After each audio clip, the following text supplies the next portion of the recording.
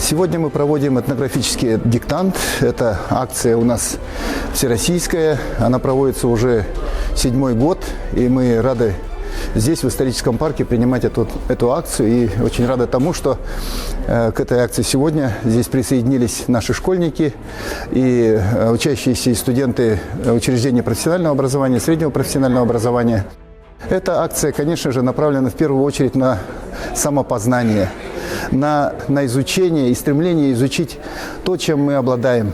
Наша страна чем богата. А богата она, конечно же, не только природными ресурсами, но и своими людьми, своими народами. И мы не устаем говорить о том, что действительно могущество, наше будущее, наше уверенное поступательное развитие зависит от благополучия нашей стране. В первую очередь это, конечно, межнациональное согласие, межконфессиональное согласие. И чем мы лучше будем знать друг друга, а мы испокон веку живем в такой большой, многонациональной, дружной семье нашей страны, тем, конечно же, условия для такого поступательного нашего развития нашей страны, они будут более и более основательными. Поэтому мы сегодня собрались для того, чтобы провести это время с пользой для себя, узнать что-то новое.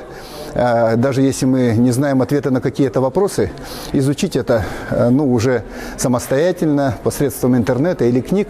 Но сам факт того, что мы интересуемся своими близкими людьми, своими ближними людьми, с которыми мы живем в этом одном большом доме, в нашей большой стране России и в нашей, в частности, Якутии, в которой проживает 120 национальностей. Это тоже в таком национальном плане очень богатый регион.